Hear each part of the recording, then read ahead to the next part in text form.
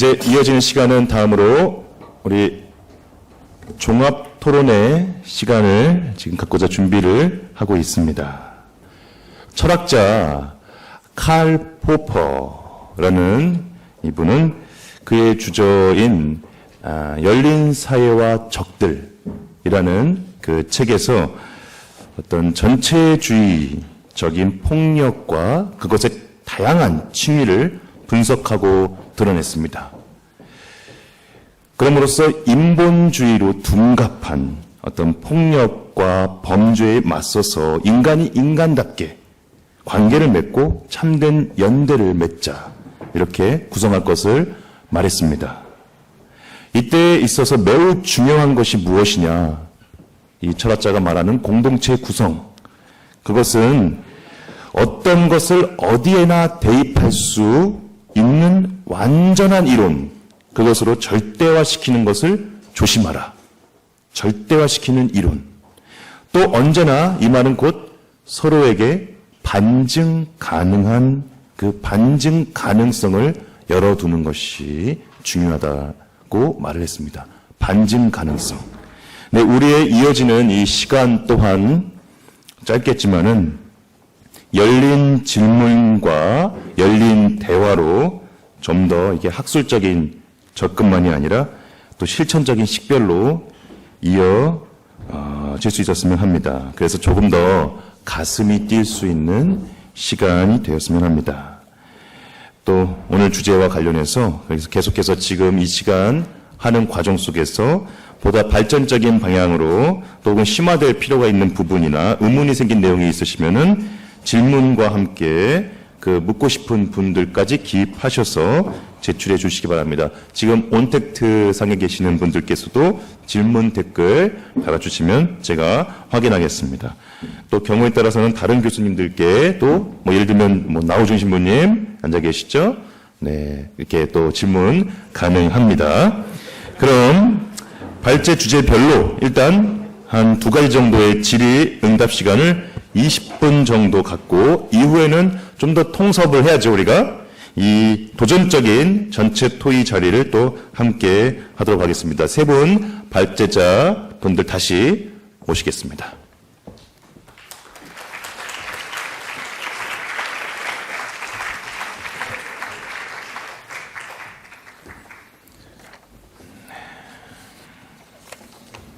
질문이 계속 들어오고 있습니다. 네, 기정만 신부님 먼저 앉으셨네요. 그러면 먼저 질문 드리겠습니다. 질문 내용은 이렇게 또 감명 깊게 잘 들었다고 이렇게 말씀해 주셨습니다. 신부님 감사합니다. 무엇보다 몰트만의 안식일 신학을 통해 하느님과 인간 세상과의 관계성 회복, 일치, 사랑 등을 바라볼 수 있게 되었고 희망이라는 빛을 바라볼 수 있었습니다. 현재 저희 신학생이 있었나 봐요. 안식일과 주일이라는 시간을 충분히 누리며 그 시간을 보장받고 있습니다. 하지만 사회를 살아가는 많은 현대인들은 안식일은커녕 주일조차 충분히 누리고 있지 못함을 봅니다. 그럼으로써 충분히 누리고 있는 안식일과 주일을 거룩히 보내지 못하는 저의 모습을 반성하게 됩니다. 어떻게 보면 추상적일 수 있는 쉼이라는 개념을 조금은 구체적인 방향성으로 제시해 주시면 저에게 주어지는 쉼이 더욱 거룩해질 수 있을 것이라 희망합니다. 쉼 개념 좀 설명을 좀 부탁드립니다. 네, 질문 감사드리고요. 이 안식일이 갖고 있는 이제 어떤 그 창조적 관계, 친교적 관계를 말함에 있어서 그것의 어떤 그 전제가 되는 것은 바로 안식일에 하나님께서 모든 피조물 안에 머무셨다. 그렇기 때문에 그 안에는 피조물들 안에는 차별이 없다는 겁니다. 이제 그것이 이어지는 것이 이제 십계명, 계명과 이제 살출기하고 신명기, 땅에 대한 것과 또 다른 모든 것들에 대한 어떤 그런 그들의 어떤 노동의 속박으로부터 피로로부터 모든 것들을 해방시켜라. 이제 그런 계명으로 이제 구약에서는 이어지는데요. 어떤 그런 것들이 가능하다는 것의 첫 번째 전제되어야 될 것은 모든 피조물들이 하느님에게 속한다는 겁니다. 어쩌면 가장 교황님들의 어떤 그런 그 시대적 진표를 읽으시는 생태론적인 위기의 가장 큰 원인을 인간 중심주의, 일방적 인간 중심주의, 즉 인간이 세상 안에서 신을 대신하는 절대 주체로서 등극하는 모습, 또 다른 모습은 바로 그들이 사용하는 관료적인 어떤 기술의 패러다임, 인간이 자신들이 가진 능력을 가지고 신의 역할을 대신할 수 있다. 거기에 깔려 있는 것은 바로 차등이라는 거죠.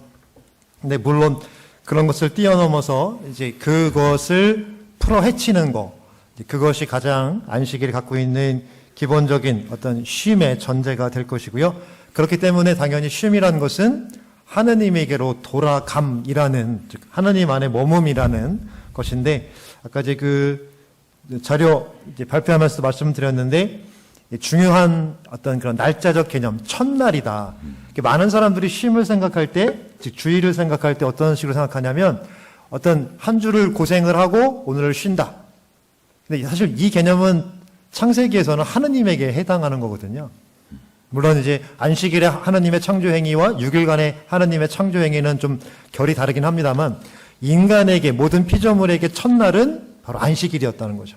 그러니까 쉬기, 어떤 노동의 피로를 쉬기 위해서 주일이 있는 것이 아니라, 이 축제가 있는 것이 아니라, 주일의 축제를 통해서 그들이 즉 그들에게 주어진, 그러니까 다른 말로 표현하면 그 날에 하느님께서 주시는 축복과 성화, 다른 말로 표현하면 그 날에, 즉 지금 내가 살고 있는 이때 자신의 어떤 실존에 대한 그런 하느님의 축복, 그런 시간의 성화가 한 주의 공간을 채워가는 것에 나침반 아니면 원동력이 된다는 겁니다. 반대로 이야기하면 우리가 흔히 쉼 생각하면 사실 끝이 없는 쉼이거든요. 그래서 그거를 신학적으로 표현할 때는 이제 공간을 쌓아간다. 그러니까 내가 뭘 채우고 또 어떤 걸 하고, 이걸 하고 나면 저런 걸 하고 또 이런 걸 만들어가고, 그러니까 시간이 배제된, 때가 배제된, 어떤 시간의 성화가 배제된 그런 우리 현대의 삶의 모습이죠. 끊임없는, 그러니까 내가 하고 나면 쉴 것 같은데 그거는 어떻게 보면 안식일에서 말하는 쉼이 아니라는 그런 의미입니다. 그래서 무엇보다도 하느님 안에서 하느님께 귀, 혹은 하느님 안에 쉼이라는 것이고요. 저는 이거를 위해서 무엇보다 이 전례 정신, 즉 우리가 주일에 가장 크게 벌이는 것이 이제 미사, 성찬례인데, 실제 성찬례의 모습 안에서 좀 변화된 모습을 보면 오늘날에는 많은 이제 평신도분들이 주일 봉사에 참여하죠. 근데 사실 미사는 어떻게 보면은 세 번째, 네 번째, 다섯 번째 차리고, 그날 주일에 해야 될 일들, 뭐 어떤 일 해야 되고, 미사 끝나면 뭐 해야 되고, 미사 중간에 무슨 어떤 시상식이 있고 뭐가 있고, 이런, 어떻게 보면은 실제로 하느님의 현존이 머무는 성사 그 자체에 온전히 머무는, 즉 나의 이 삶의 때를 하나님으로부터 축복받는 그 쉼은 지금 우리들의 이 주일 안에서는 많이 배제되어 있다. 그래서 먼저 우리가 무엇을 하려고 하거나 아니면 한 것에 대한 보상으로서의 어떤 쉼이 아니라 바로 시간의 성화를 먼저 좀 기억하는, 그리고 그 모든 것들이 하느님 안에서 동등하게 하느님에게서 나와 하느님에게로 향하고 있고, 하느님 안에서 모든 것이 친교적 관계 안에서 살아간다. 좀 이 부분을 좀 더 이렇게 좀 생각해 보시면 주일의 쉼의 의미, 안식일의 쉼의 의미를 좀 더 본인이 더 구체적으로 이렇게 좀 뭐랄까요, 만들어갈 수 있지 않을까, 그렇게 좀 말씀을 드립니다. 네, 이게 또 쉼이라는 것이 어떤 성과주의 사회 안에서 또 일을 하기 위한 것이 된다면은 어떤 숨가쁜 노동의 또 하나의 형태가 된다는 그런 말씀 같습니다. 어떤 가톨릭 철학자 요셉 피퍼 같은 사람은 오히려 이 쉼이라는 것이 어떤 쉼이 없는 상태, 그것이 나태다라고까지 얘기합니다. 왜냐하면 쉼을 통해 자기 자신과 하나 될 수 있는 것이기 때문입니다. 그래서 하느님 안에서 정말 자기 자신으로서 하나 된다는 거, 중요한 것을 이렇게 지적해 주셨습니다. 다음으로 우리 진효준 신부님께서 이렇게 인기가 많으세요. 질문이 계속 들어옵니다. 진효준 신부님께 그래서 이 중에서 몇 개 추려서 두 가지 이렇게 질문을 이렇게 한 번에 드리겠습니다. 신부님, 자신의 자유로운 삶을 위해 혼인을 포기하고 독신의 삶을 살려고 하는 사람들에게 단순하게 교회의 가르침만 전달한다면 교황님이 말씀하신 것과 같이 아무런 울림도 주지 못하고 오히려 그 반대의 결과를 초래할 것이라 생각합니다.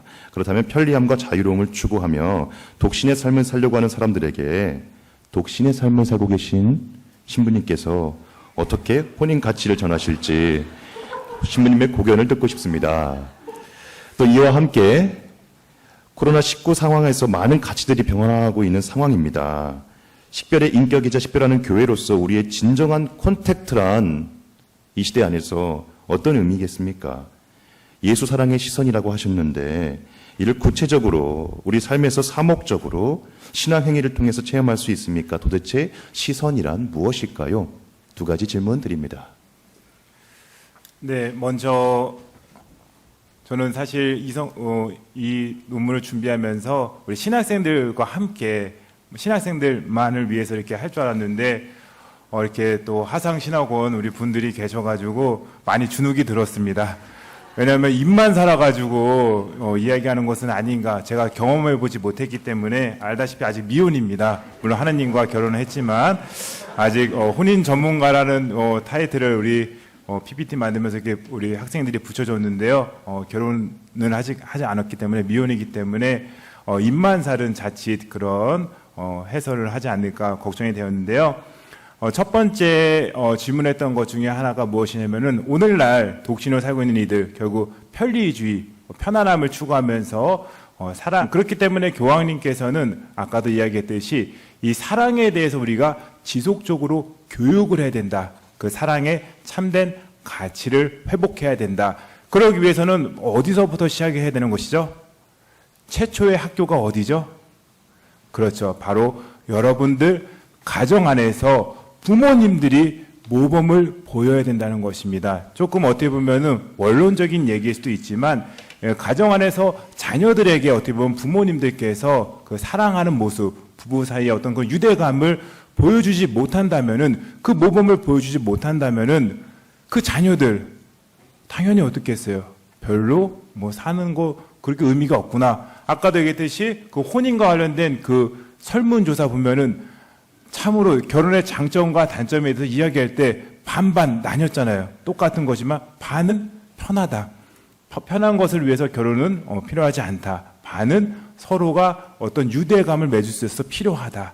그렇기 때문에 교황님께서는 가정 안에서 지속적으로 교육이 필요하다는 것을 말씀하시고 그 구체적인 방법으로 바로 이 예수님의 시선을 말씀하시면서 그 고린토서에 나오는 그 사랑의 창가의 모습으로 가정 안에서 부부가 서로 사랑을 보여줄 때 어떻게 보면은 그 혼인의 그 가치, 사랑의 가치, 가정의 가치가 회복될 수 있을 것이다 라고 전망하시는 것입니다. 그리고 두 번째, 저는 어떻게 보면은 이 예수의 시선, 예수의 눈길, 사실 이 제목을 정할 때 어떻게 할까 고민을 많이 했습니다. 예수의 시선이 날까, 눈길이 날까. 그렇지만 이제 저는 처음에 시선이라고 했다가 시선보다는 좀 더 정감 있는 이 눈길이 와닿을 것 같다. 그리고 교황님께서도 마찬가지로 이 시선과 눈길을 동시에 많이 사용하셨지만 저는 이 눈길이라는 표현이 어떻게 보면 더 와닿지 않을까 했는데요. 요즘에 식당을 가보면은 이렇게 저도 가끔 밥을 먹으러 나가면은 이제 가족들끼리 이렇게 밥을 먹는 그런 모습을 보게 됩니다. 그런데 참으로 놀라운 풍경 중에 하나는 무엇이냐면은 가족이 분명히 외식을 하러 왔었는데 식당에 대화가 없어요. 서로 쳐다보지 않습니다. 다 뭐 하고 있어요? 그렇죠. 자녀들과 같이 식사를 하도록 하더라도 자녀들은 다 엄마 아빠와 부모님들과 대화하지 않고 어디에 집중하고 있어요? 나의 시선이 어디로 가고 있죠? 그렇죠. 바로 핸드폰 안으로만 들어가 있습니다. 그래서 제가 이렇게 뭐 여러 가지를 이렇게 하다가 우연히 이렇게 알게 됐는데요. 에르스트 윙거라는 한 철학자가 보는 것은 하나의 공격 행위가 될 수 있다라는 것을 이야기하는데요. 어떻게 보면 이 예수님의 시선과는 대립되는 그런 표현이죠. 예수님의 시선은 사랑과 자애가 담겨 있는 사랑 그 시선이었다면은 오늘날 우리가 하고 있는 시선은 다 어디로만 향하고 있죠? 나에게만 향하고 있는 것입니다. 그래서 대화도 하지 않고 우리 하상신학원 우리 신학원생들은 가정에서 식사를 하실 때 어떻겠지 모르겠지만 요즘에는 정말로 대화가 없다고 합니다. 학생들은 다 뭐 하고 있어요? 핸드폰 보고 있고 심지어는 어린 아이들, 꼬마 아이들도 식당에서 엄마들이 아빠들이 너무 떠들고 그러면은 좀 불편하니까 다 뭐 하나 던져줘요? 그렇죠. 핸드폰 하나 던져줍니다. 이 아이의 시선이 어디예요? 비인격적인 그 핸드폰 속으로 빨려 들어가고 있는 것입니다. 어떻게 보면은 이 예수님의 시선은 다시금 인격적인 그 관계를 회복하는 그런 생생한 살아있는 시선이 아닐까 저는 생각해 보았습니다. 이상입니다. 진여준 신부님, 제 시선이 느껴지십니까? 계속 보시겠습니다. 네. 네. 공격행위는 아니겠죠? 네. 네, 이 하이데거 같은 큰 철학자도 이 방금 말씀하신 그 에른스트 융어라는 이 철학자의 시선의 개념에 대해서 굉장히 또 주목했던 그렇게 적이 있다고 합니다. 그래서 그 융어의 그 본다고 한다는 것이 단순히 어떤 쳐다보는 것이 아니라 실존적으로 이렇게 굉장히 실행되고 또 알미되는 그런 바라봄이라고 이렇게 얘기를 했습니다. 그래서 우리가 실존적인 행위이기 때문에 어떤 이 핸드폰을 계속 보고 있다는 것은 나의 실존이 계속해서 이렇게 소비되고 있다는 것이겠죠. 그래서 그것이 아니라 열려 있음으로 수용 가능한 어떤 그런 실제로서 예수님의 그 눈길이 계속 다가와야 되는 것이 아닌가 이렇게 말씀해 주신 것이라 생각합니다. 네, 지금 기다리고 계신 분 한 분 계시죠? 정진만 신부님께도 질문이 계속 들어오고 있습니다. 먼저 우리 하사님께서 이런 질문을 해주셨습니다. 이것과 함께 또 한 가지 질문 가볍게 더 드리면 좋을 것 같습니다. 첫 번째, 신부님, 하늘나라의 제자가 되기 위해 의로움은 목적지로 나가는 행동 원리이자 지침이라는 말씀을 잘 들었습니다. 마테오 복음서에서 의로움은 하느님의 변함없는 구원과 하느님의 실천에 대한 요청으로 볼 수 있다는 그 내용이 마음에 와닿았습니다. 마테오 복음서의 디카이오순의 이 의로움의 관점에서 식별은 무엇으로 정리할 수 있겠습니까? 네, 그리고 다음 질문으로는 이미 발제자께서 디카이오순의 이 29쪽에서 한 가지 의미로만 한정할 수 없다라고 하셨죠.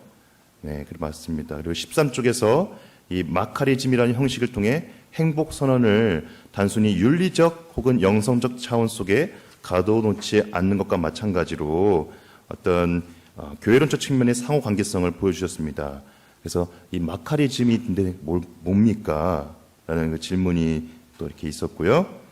또 하나 더 있네요. 3가지네요. 신부님. 그리고 이 무엇보다 그리스도의 의로움이 제자들의 존재와 삶으로 스며들고 일치되는 의로움의 여정을 제자됨의 핵심이라고 말하신 것 같습니다.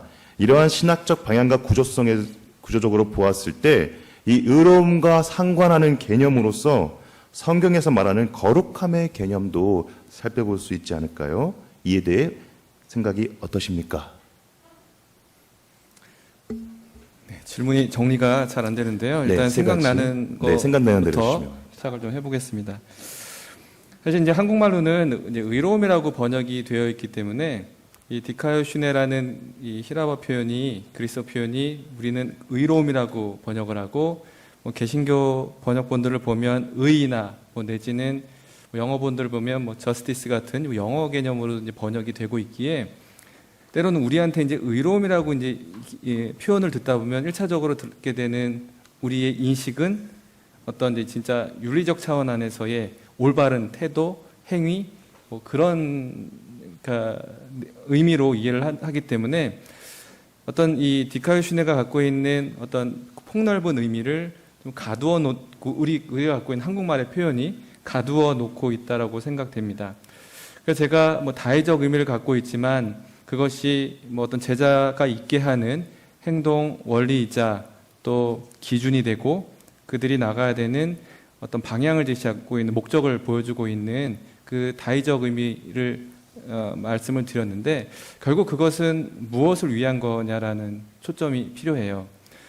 단지 어떤 사물에 대한 어떤 사물을 가리키는 그런 역할을 하고 있다라기보다 한편으로는 이 디카요슈네라는 그 표현이 하나의 관계성을 이렇게 드러내는 그런 용어다라는 것을 이해할 때 의로움이라고 번역이 된 디카요슈네라는 그 개념이 조금 더 이해될 것이라고 생각합니다.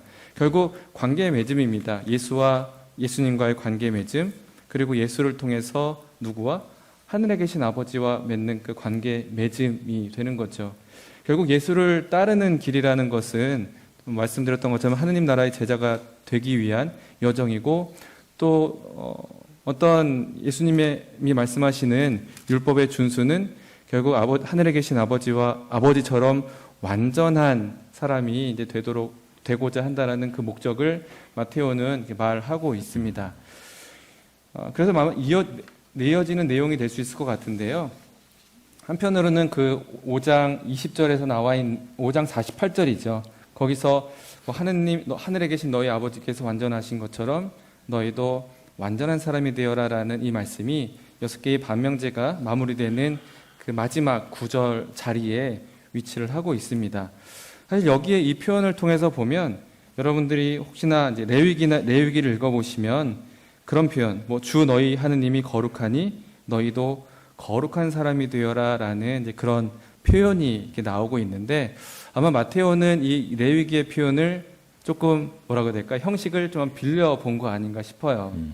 마치 하느님이 거룩하니 너희도 거룩한 사람이 되어라라고 하는 그 레위기의 표현을 쓰면서도 이 거룩하다라는 표현을 쓰지 않고 오히려 신명기 18장 13절에 나와 있는 너희는 주 너희 하느님께 흠이 없어야 한다라는 히브리어 타밈이라는 표현의 그리스어 번역인 텔레이로스를 쓰고 있다라는 점이 조금 인상 깊습니다. 결국 이 텔레이로스라는 완전한 내지는 온전한 내지는 성숙한이라는 개념을 갖고 있는 이 단어를 하느님의 성품과 연결을 시키면서 결국 하느님은 그러면 어떤 분이냐? 우리가 알고 있는 것은 거룩한 하느님은 맞습니다. 하지만 마테오는 하느님에 대한 성품, 하느님이 누구냐라고 그 특성을 설명함에 있어서 거룩함이라는 사용보다는 오히려 완전한이라는 형용사를 쓰고 있다라는 것인데 그것이 이제 산상설교의 구조 안에서 드러나 볼 때 우리가 아까 5장 20절에서 너희의 의로움이 율법학자와 바리사이들의 의로움을 능가해야 된다라는 이제 그 5장 20절과 어떻게 보면 하나의 액자 구성을 하고 있다라고 볼 수 있어요. 결국 제자들이 지향해야 되는 것은 제자들은 율법학자들과 바리사이들이 하는 그런 행위를 똑같이 하면 안 된다는 거죠. 그것을 넘어서서 그곳에 바로 완전함, 티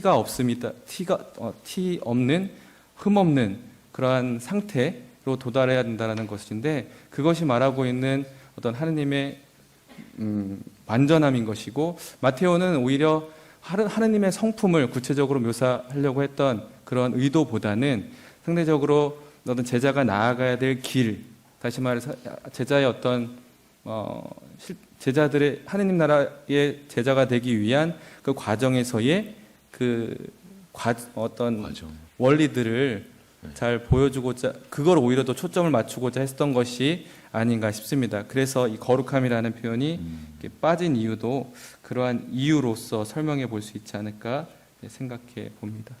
1분이 남아서 저는 그만하겠습니다. 네, 참 의로움이란 또 거룩함을 이루어가는 과정이고 또 거룩함이란 또 의로움 속의 또 과정 같습니다. 이렇게 함께 걸으며 식별하는 교회의 이 제자들의 모습이 그 식별하는 교회의 모습과 상응한다고 하셨잖아요. 그렇게 그 제자됨이란 바로 그 또 교회됨이라고 여겨집니다. 그래서 이 제자들의 모습처럼 과정과 이 순례 중에 교회는 늘 선택의 기로에 놓인다는 거.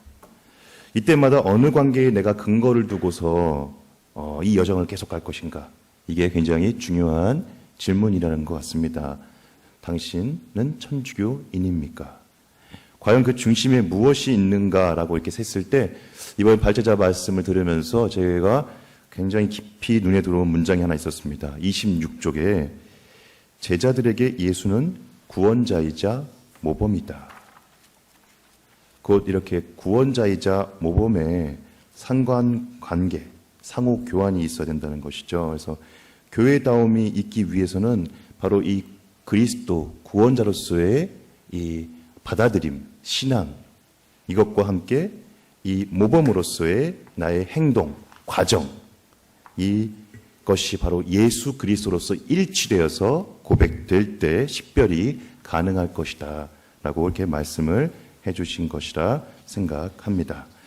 다음으로 질문을 누구께 드릴까요? 가운데 계신 우리 기정만 신부님 또 들어왔습니다. 네. 신부님께서는 79쪽 하나님과 인간, 인간과 인간, 인간과 세계의 관계에 대해 끊어짐이 오늘날 상생의 연대의 파괴와 생태 위기를 가져왔다 말씀하셨습니다. 그래서 안식일의 영성으로 사랑의 친교와 창조의 회복 그리고 해방으로서의 축제의 날, 곧 생명의 관계를 되찾아야 한다 하셨습니다. 이를 창조신학적 접근으로 사귐이라는 의미가 부각되었는데 좀 이 사귐이 좀 더 설명이 좀 해주셨으면 감사하겠습니다. 이것을 더불어서 40쪽에 그리스어 페리효레시스와 관련해서 설명이 가능할까요? 새로운 용어가 같습니다. 이상입니다. 네, 시간상 아까 발표 때 읽지 못했는데 요한 바오로 이색경님께서도 주님의 날에서 이제 주일을 어떻게 더욱더 생태론적 관계를 회복하는 날로 보낼 것이냐, 이제 그러면서 당연히 주일이 해방의 성격이다. 그러니까 이제 교황님도 굉장히 놀라운 게 다들 아시다시피 철학자이신데 이 유대교의 아브라함 헬셀이 말한 것처럼 어떤 시간의 종교다. 그러면서 이제 어떤 그의 동의를 하시면서 지금의 세상이 어떤 관계가 뒤틀리는 가장 큰 이유가 바로 어떤 우리들이 이 공간을 채워가는 것 속에만, 그러니까 흔히 우리가 말하는 갖고 있으면서도 불안하고 또 가만히 있으면 더 불안해지는, 뭐 마치 뭐랄까요, 우리 신학생들 같은 경우에는 뭐 요즘엔 별로 그런 모습이 안 보이긴 합니다만 예전에 보면 자기 시험 공부 다 마쳤는데도 이렇게 잠자리로 가지 못하는, 불안해서 뭔가 더 해야 될 것 같은, 그러니까 이게 지금의 바로 생산과 소비에 대한 끊임없는 그런 모습인데, 바로 이제 좀 쉽게 설명을 드리면 좀 그치라는 겁니다. 자기가 하려고 하는 걸 그치라는 거예요.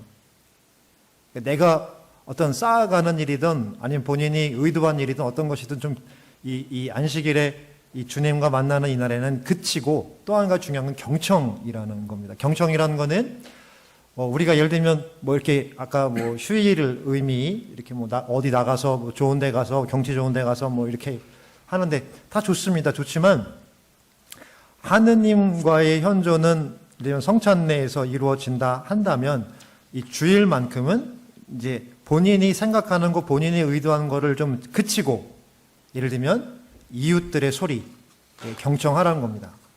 단순히 그냥 뭐 어떤 잡담을 나누라 이런 의미가 아니라 바로 지금까지 관계가 깨어져 있는 가난한 이들의 소리, 거기엔 당연히 생태계, 그 자연의 소리도 포함이 되는 것이겠죠. 그래서 우리가 뭐 아름다운 데 가면 여기 되게 좋은데 쓰레기가 쌓여 있네, 남일처럼 사실 생각을 하거든요. 또 우리들이 어찌 보면 나에게 있어서 듣기 좋은 말에만 익숙해져 있지, 실제로 어떤 우리 교황님 늘 말씀하신 것처럼 교회가 가난해지기를, 먼지 묻기를 두려워하지 마라. 깨끗한 곳에만 머무려고 하는 것은 더 이상 교회가 아니다. 한국 교회에 오셨을 때에도 교회가 어떤 현상 유지, 지금 우리가 누리고 있는 것들에 자만자족하는 교회가 되지 말라고 강력 경고를 하셨는데, 그 부분은 사실 2014년 한국교회에 대해서 크게 우리 울림을 받지 못했던 아쉬움이 있는데요. 그래서 좀 그치고, 자기가 하고자 하는 것들을 그치고 좀 경청하라, 이런 의미이고요. 또 이 몰트만이 말하고 있는 이 페리코레시스는 사실 뭐 현대의 많은 삼위일체론 그 신학자들이 다 인용하고 있는 부분입니다. 사실 이 표현은 뭐 다마스쿠스 요한이 처음 사용을 했다 또 하고 중세에도 제가 갑자기 생각이 안 나는데 보나벤투라 같은 경우도 이 단어를 이제 사용을 했는데 그러니까 이 표현의 첫 번째는 바로 그겁니다. 이 모든 친교의 관계의 원형은 바로 삼위 하느님께 있다는 겁니다. 즉 하느님이 성부, 성자, 성령이 내적으로 하나를 이루시는 그 모습의 원리가 바로 상호 침투, 상호 내재, 상호 교환에 있다는 겁니다. 그러니까 성부, 성자가 세 위격을 유지하면서도 하나를 이루실 수 있는 것은 영혼 안에서 동시적으로 상호적으로 침투하고 내주한다.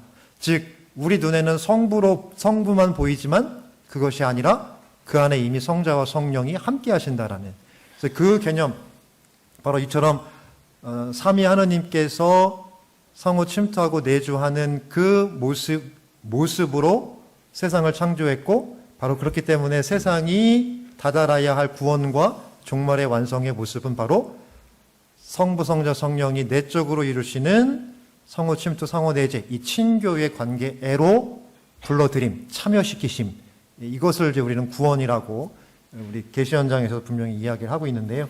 그래서 좀 페리코레시스는 어떤 그런 삼위 하느님의 내적 관계, 삼위 하느님의 내적인 삶의 원리, 이 부분을 설명하기 위해서 이 신학 역사에서 이렇게 인용된 그런 표현이다. 요 모습이기 위해서 현실적으로 좀 더 강조하자면 안식일, 주일은 해방, 그치는 날이고 경청하는 날이다. 특별히 가난하고 소외되고 인간만이 아니라 바로 자연에게도 어찌 보면 나 자신의 가난하고 이렇게 내면의 삶에 묻어 있는 그런 아픔들을 내어놓는 이렇게 경청한, 자기 자신의 경청하는 시간의 의미도 이 주일 안식일 안에 있다, 이렇게 좀 설명을 드리고 싶습니다.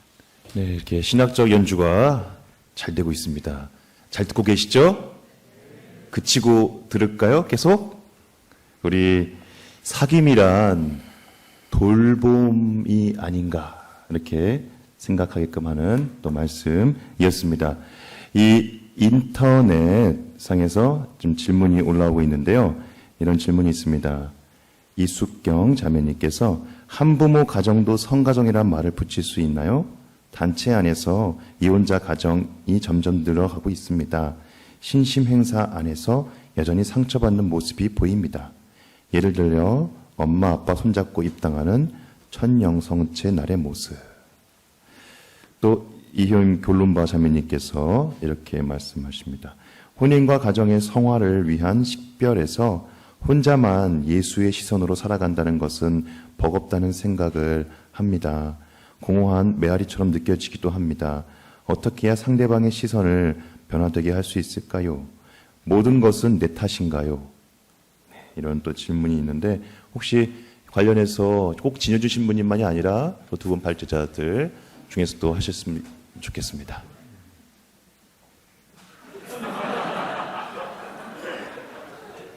네, 제가 해야 될 것 같습니다. 제가 본당에서 이렇게 사목을 할 때 어떤 한 지역 봉사자님께서 저에게 오셔가지고 신부님 상의 드릴 게 있습니다. 네, 무슨 말씀인데요? 했더니 이번에 새로 이제 한 분께서 독서 봉사를 하시게 되었는데, 이 독서 봉사를 하시게 된 분이 나중에 알고 봤더니 이혼을 하신 분이었다는 것입니다. 그렇다면은 신부님, 이 분이 이혼을 했는데 과연 독서 봉사를 계속 할 수 있게 하는 것이 맞나요? 아니면은 봉사를 이제 그만하시라고 종용해야 되는 것이 맞나요? 저에게 이렇게 상의를 하셨습니다. 만약에 여러분들이 이제 본당 일선에 가서 사목을 하시게 되는데요, 이런 상황에 맞닥뜨리게 된다면은 어떤 말씀을 해주실 수 있나요?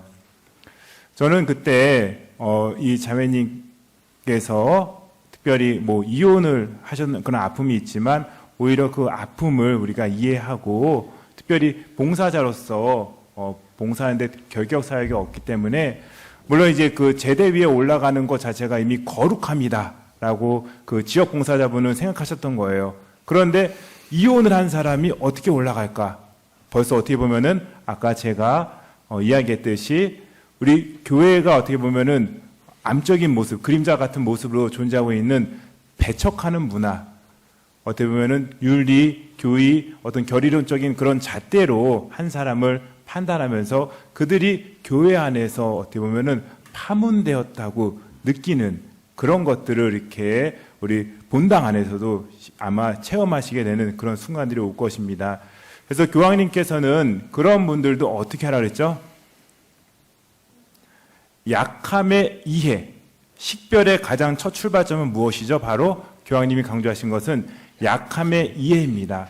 이 약함의 이해를 통해서 동감하고 그 상황이 어떤 것인지 이제 동반하면서 식별해주고 통합을 해주는 것이 바로 그리스도의 빛 안으로 나아가는 그 여정을 우리가 이끌어주는 것이다 라고 이야기하십니다.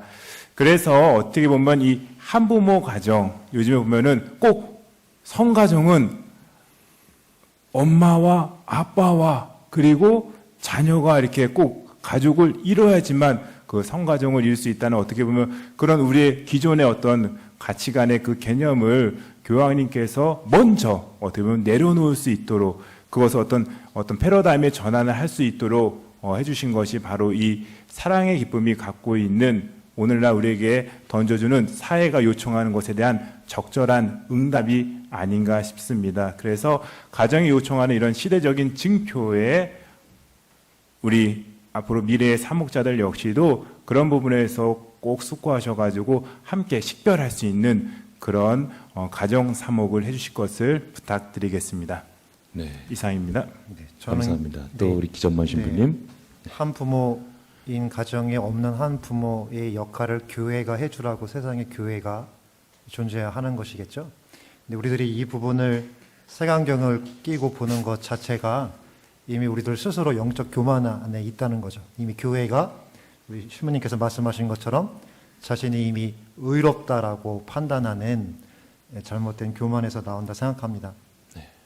또 한 가지, 아까 두 번째 질문과 관련해서는 이 페리코레시스 사김과도 좀 연결이 되는데, 봉사를 많이 하시는 분들은 왜 맨날 나만 일하지? 왜 나만 이렇게 손해보는 것 같지? 이런 표현을 많이 하시는데요.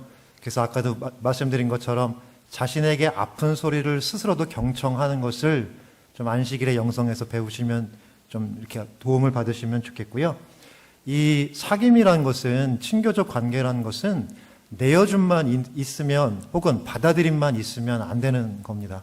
그러니까 삼위께서 이루시는 이 영혼 속에서의 친교라는 것은 내어줌과 받아들임이 균형을 이루는, 뭐 그렇다고 숫자적으로 계산할 수 있다는 게 아니라 끊임없는 그러니까 머물러 있는 것이 아니라 역동적으로 내어주고 받아들임이 동시적으로 이루어진다는 거죠. 그래서 혹여나 본인만 고생한다 생각하시는 분이 있다면 자신의 내면의 그런 소리를 본인이 한번 경청해 보시는 것도 좋은 방법일 것 같습니다. 감사합니다. 우리 정진만 신부님 혹시? 그런가요? 네. 근데 저는 기정원 신부님 말씀에 이어서 우리가 오늘 같이 살펴보았던 산상설교의 부분에서 황금률, 내가 너희에게 해주기를 바라는 그대로 너희에게 해주어라라는 율법과 예언서의 정신을 요약하고 있는 마태복음 7장 12절 황금률에 이어서 예수님이 말씀하시고 있는 그 다음의 말씀은 좁은 길에 대해서, 소위 두 가지 문이죠. 좁은 문과 넓은 문의 이야기를 하시면서 생명으로 이끄는 길이 넓은 문이 아니라 좁은 길에서의 좁은 문에 있다라는 그 말씀을 다시 한번 묵상해 보면 좋지 않을까 싶습니다. 바로 제자들을 향한 하나의 요청이 지금 또 우리를 향한 또 예수님의 목소리이지 않을까 싶은 생각이 듭니다. 어렵고 힘든 이런 시기이지만 그 안에서 좋은 것, 편한 것이 아닌 좀 어렵고 힘들더라도 그 좁은 문이 말하고 있는 그것을 통과해서 우리가 나아갈 그 방향이, 목적이 어딘가에 대한 좀 성찰이 필요하지 않을까 생각해 봅니다. 네, 감사합니다. 좀 전에 말씀하신 중간에 굉장히 그 공감의 이렇게 감탄사가 나왔습니다. 참으로 부족한 것은 교회가 채운다라는 그 말이 또 생각납니다.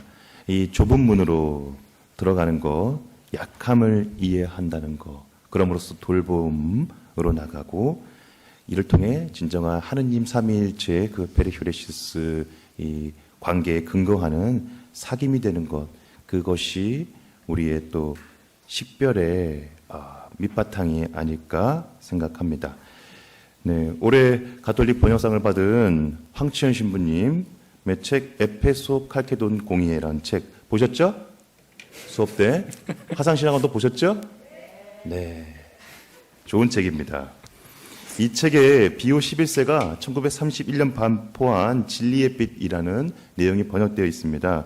여기서 흥미로운 게 1930년 이때에도 유럽 가정공동체가 무너지고 있다고 묘사를 하고 있습니다. 곧 전체 인간의 공동생활의 원리이며 기초인 가정공동체가 가치를 잃어버린 현상적인 것들과 문제를 인정하고 이 아주 품위 있는 거룩한 모범인 어머니의 그 예수님 안에서의 신성한 순종 길을 따를 때 우리는 의심의 여지 없이 언젠가는 다가올 무시무시한 더 큰 위기를 타도할 수 있을 것입니다.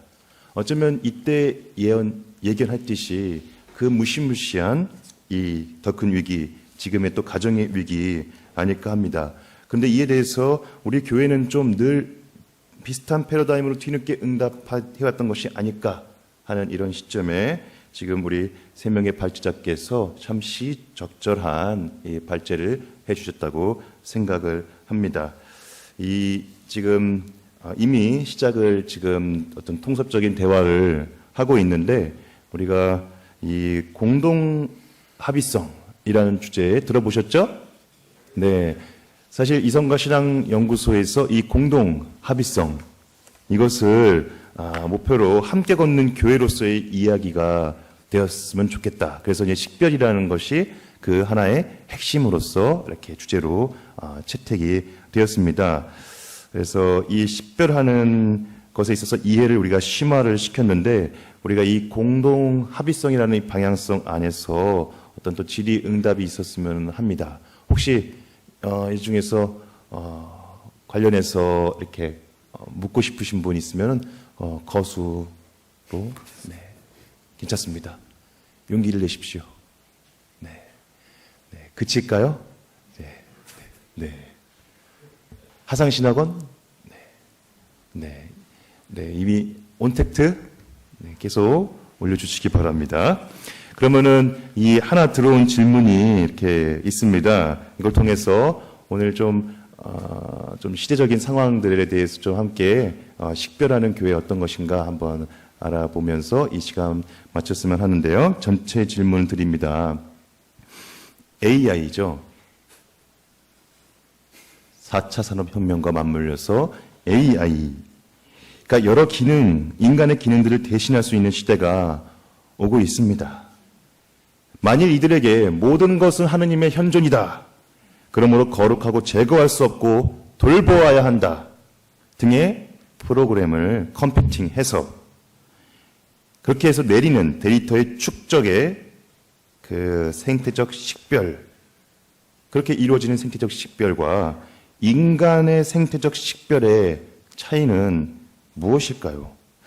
인공지능이 더 그것을 실행하고 확실하게 수행할 수 있지 않을까요? 그 식별이 더 좋지 않을까요? 이런 여러 기능적 측면이 가능하다면은 모든 평신도들의 데이터, 참여 데이터를 근간으로 보다 아름다운 공동체의 이상과 교도권의 정당한 권위의 그 데이터, 교의에 대한 부분들을 교차시켜서 하느님 뜻을 이루기 위한 사목적 행동 실천 양식을 본당에서 AI를 통해 만들면 어떻겠습니까? 대단하죠? 이런 상상을 했습니다. 혹시 이에 대해서 참여할 수 있는 신부님들은 세 분만이 아니라 앞에 계시는 신부님도 가능하십니다. 또 여러분들도 가능하십니다. 네, 이에 대해서 먼저 포문을 우리 네, 저부터 하겠습니다. 기정만 신부님께서. 네, 빨리 끝내야 되니까. 네, 뭐 AI와 비교할 수 AI가 줄 수 있는 것과 뭐 많은 차이가 있겠지만 우리 그리스도 교회의 가장 아름다운 하느님 계시, 즉 우리에 대한 사랑의 정점에는 통감이라는 것이 있죠. 사랑의 다른 이름은 통감입니다. 좋은 것만을 바라보는 것은 결코 사랑이 아니라 그것은 자기 소유에 해당되는 것이겠죠. 그런 면에서 오늘 이제 발제를 마치면서 꼭 드리고 싶은 이야기가 하나 있습니다. 뭐 물론 생태론적 요즘에 계속해서 이야기가 나오고 있는데 실제 우리들이 이 뭐죠 감염병에 관련된 것도 보면 제레미 리프킨 혹은 뭐 러프킨이라 불리는 미래학자는 이 감염병 확산의 원인이 바로 인간이 그 거주하는 공간, 즉 경작지가 늘어나기 때문이라 말합니다. 1900년대만 해도 14%밖에 안 되는데 지구에서 지금은 약 77%를 인간들이 다 쓰고 있다는 겁니다. 그렇기 때문에 어떤 이런 인구 공통 감염이 증가하는데 뭐 그의 생각은 둘째치고라도 이 기후 변화에 관한 정부 간 협의체 이른바 IPCC라는 게 있습니다.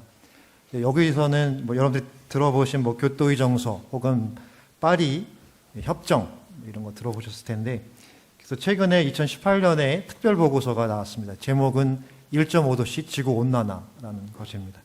여기서 보면 뭐 다른 건 다 차지하고라도 뭐 핵심만 말씀드리면 2050년까지 만약 2050년까지 우리가 탄소 배출을 0으로 만들지 않아서 1.5도가 증가했을 때 이 지구의 대재앙은 막을 수 없다는 겁니다.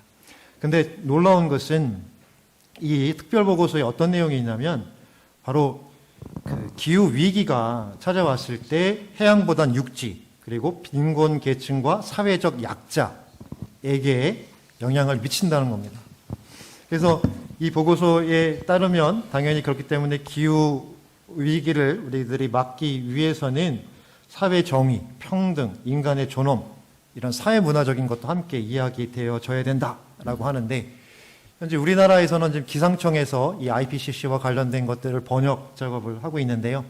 그나마 21대 국회에서 환경운동을 하시던 분이 이렇게 국회로 들어가면서 최근에야 이 기후 변화란 단어를 기후 위기로 만드는 선언문을 국회에서 발표합니다. 현재 그리고 국회에서 이런 생태적 위기에 대한 기후 위기에 대한 근데 재미난 것은 기후 위기만을 말하지 실제로 그것이 관계적 차원에서의 문제라는 것을 또 관계적인 것 안에서 함께 동등한 관계를 유지할 수 있는 생태적이라는 표현은 아직까지 그렇게 많이 사용하고 있지 않다는 것이고요. 또 한 가지 놀라운 것은 이미 작년 11월에 WCC 세계교회협의회죠. 가톨릭은 그냥 뭐 제가 알기로는 옵저버 정도로만 참여하는 가장 큰 이제 에큐메니칼한 운동을 하는 곳인데 여기서는 이미 기후위기 비상행동을 언급하면서 바로 그리스도교인들이 이런 기후위기에 대응해서 우리들이 실천해야 할 것들을 동참해야 된다라는 것을 강조하고 있죠. 어쩌면 저는 다른 것보다 우리들이 어떤 신학적으로 혹은 이론적으로 많은 이야기들을 분명히 나눌 수 있을 것입니다. 성경에서, 전승에서 아니면 현대 신학자들에서. 하지만 정작 필요한 것은 바로 교회가 이러한 세상의 변화 또 지금 아마 TV 통해서 보셨겠지만 학생들이 학교를 안 간 날이 있어요. 바로 이 기후 위기가 심각하다는 것을 알리기 위해서. 뭐 더 드릴 말씀들이 많이 있겠지만 마지막 드리고 싶은 말씀은 그래서 조금 더 우리 교회에서도 이러한 세계적인 과학자들이 밝혀내는 것들 또 많은 미래학자들이 말하고 있는 것들이 좀 경청하면서 얼마나 심각한가. 그냥 우리들이 지금 누리고 있는 것들이 천년만년 갈 것 같은 환상에서 좀 벗어나야 하지 않을까. 그래서 좀 실천적인 부분들이 좀 추후로도 계속해서 좀 이어지기를 바라는 그런 희망을 마지막으로 좀 말씀을 드리고 싶습니다. 네, 이렇게 질문이 이렇게 방증하고 있는 어떤 현상에 대해서 우리가 좀 더 경청하자 이렇게 말씀해 주셨고 또 이 통감할 수 없는 이 AI이기 때문에 관계적 차원으로 들어갈 수가 없을 것이다. 그래서 우리 교회의 여전히 이 교회의 식별이 여전히 우리에게 필요하다 말씀하셨습니다.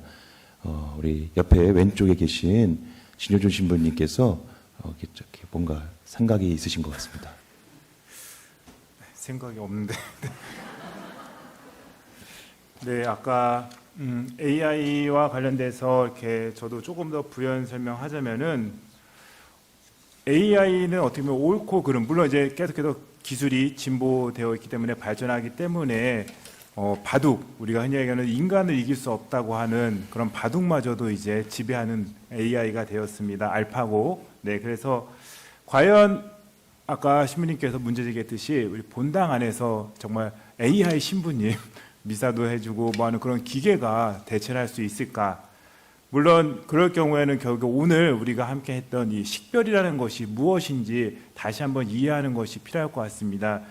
제가 봤을 때 이 식별이라는 것은 어찌 보면은 아까 AI가 하는 어떤 도식이나 뭐 기계적인 어떤 알고리즘으로 이루어진 것이 아닙니다. 식별이라는 것은 바로 영적이면서 인격적인 그리고 초월적인 통합적인 관계를 지칭하는 것입니다. 그렇기 때문에 결코 이 AI가 대처할 수 없는 것, 왜냐하면 이 식별이 갖는 것은 결국에는 그 관계를 맺고자 하는 그 개방된 그 열린 마음이 꼭 있기 때문에 인 것입니다. 네, 얼마 안 된 것 같아 벌써. 네. 그래서 저도 마지막으로 마무리를 하자면은 부랴부랴 마무리하자면은 제가 이제 외국에 이제 나가게 되었을 때 외국에서 보면은 처음에 이제 제가 어학을 하면서 그 어학원을 다녔는데 이렇게 예쁜 자매님이 저를 볼 때마다 이렇게 항상 눈웃음을 이렇게 잉크를 해주고 이렇게 반갑게 인사를 해주는 겁니다. 그래서 내가 이태리에서도 좀 먹히는 건가? 좀 약간 도끼병, 왕자병 비슷하게 그런 생각을 갖게 되었습니다.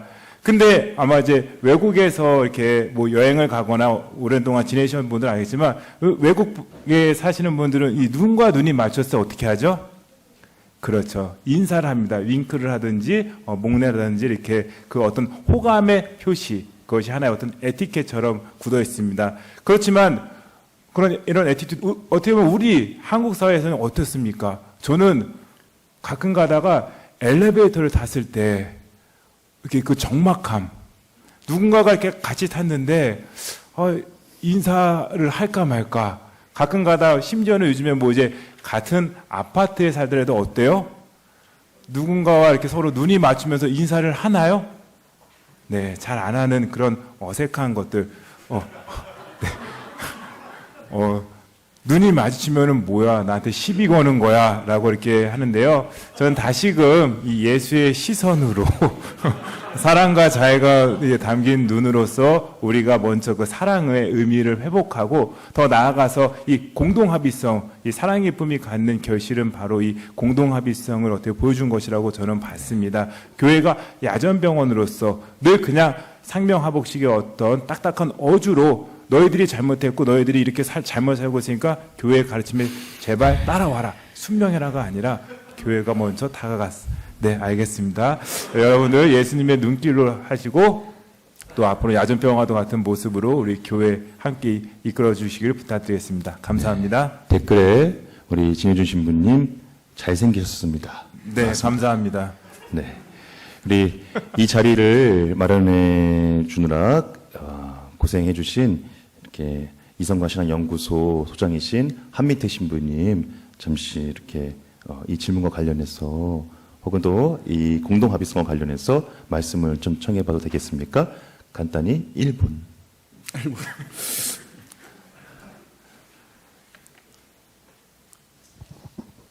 저는 그 통장 신부님이 마무리하시고 딱 끝나면 깔끔했는데 왜 저한테까지 마이크가 왔는지 모르겠는데 네, 다른 걸 다 떠나서 마무리하는 입장에서 공동합의성을 준비하기 위해서 식별이라는 주제를 다루었고요.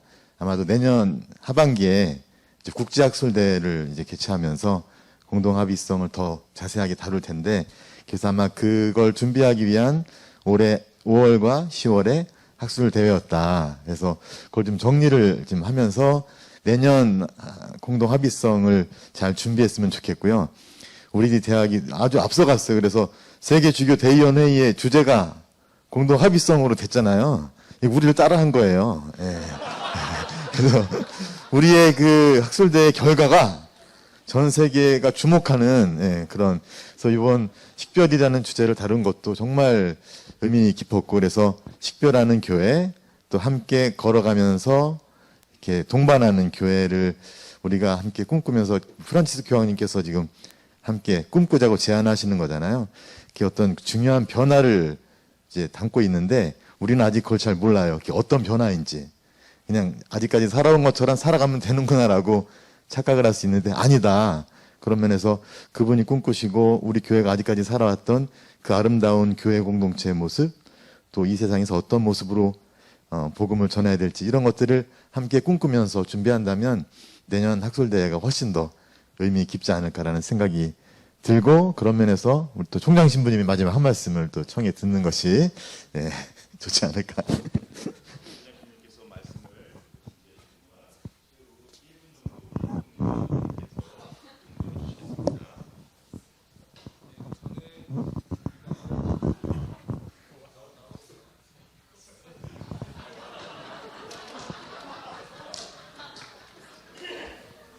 마이크 안 나오네. 네, 나옵니다. 다시.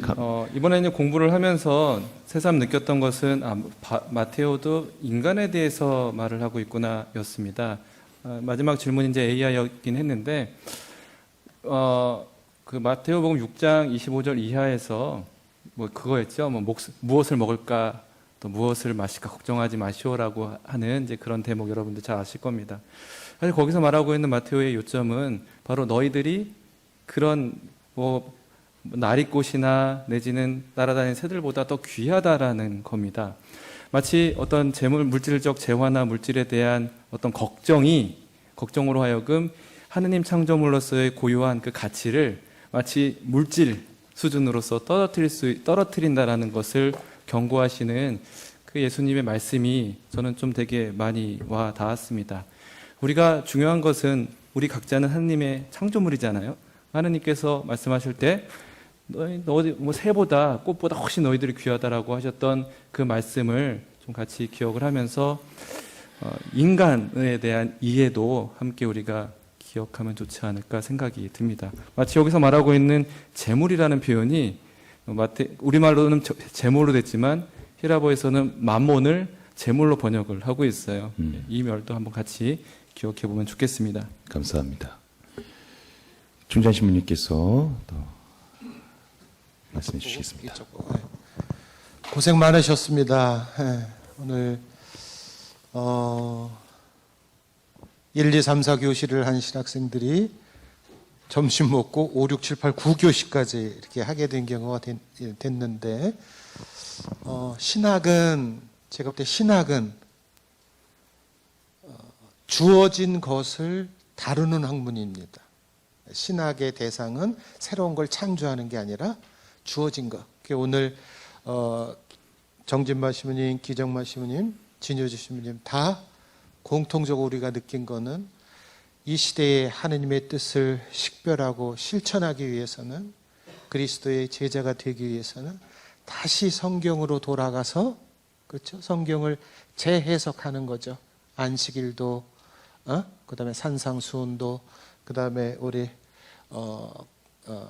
사랑의 기쁨에서도 예수님의 눈길, 예수님의 자비 이런 걸 다시 돌아가서 현대의 해답을 이렇게 내놓는, 재해석을 통해서 해답을 내놓는 거, 이게 바로 신학의 자세이고 신학의 길이 아닌가 생각합니다.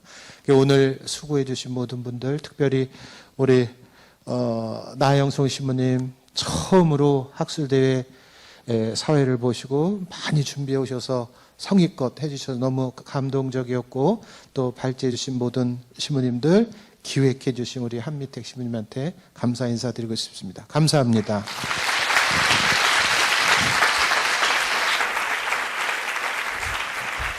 그새 드디어 폐회의 시간입니다. 오늘 우리는 함께 연주를 들었습니다. 피아노를 연주할 때에는 음을 인식하고 이해하고 또 그것을 해석하고 적용하고 실행하는 것은 거의 동시에 일어납니다.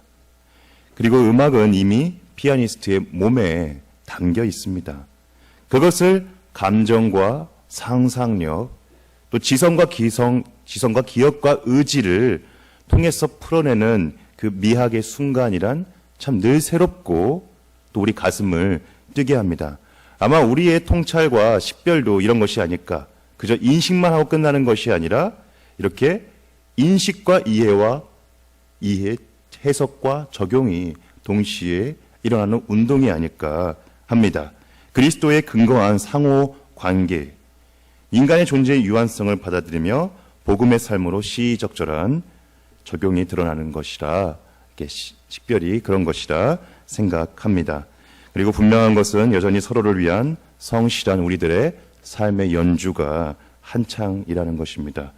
가슴 뛰는 들음의 밤 되시길 바랍니다. 지금까지 함께 자리를 하며 서로의 지평을 넓힌 우리 신학생들과 또 하상신학원 형제 자매님들 모든 분들께 감사드립니다. 그리고 그랜드 피아노가 아니더라도 성실한 연주를 들려주신 장동혁 베드로 신학생, 그리고 이성과 신학연구소장 한미택 신부님과 총장 곽진상 신부님, 그리고 이용훈 마티아 교구장 주교님과 두 분 주교님, 그리고 누구보다 앞에 계신 세 분의 발제자 정진만, 기정만, 진효준 신부님들께 감사의 인사를 전합니다. 박수와 함께 하상신학원에서 준비한 꽃다발 증정이 있겠습니다.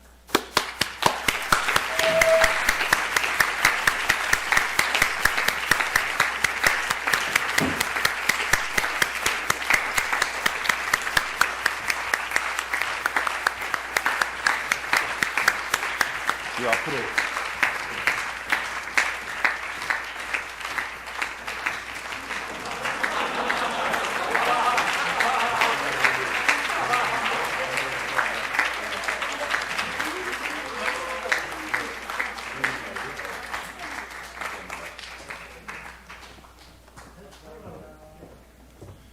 네, 꽃과 함께 이제 마친 기도 함께 하겠습니다. 마친 기도 이후에는 우리 다시 만날 그리움이 묻어나는 피아노 음악을 들으시며 식별의 여정 떠나시면 좋겠습니다.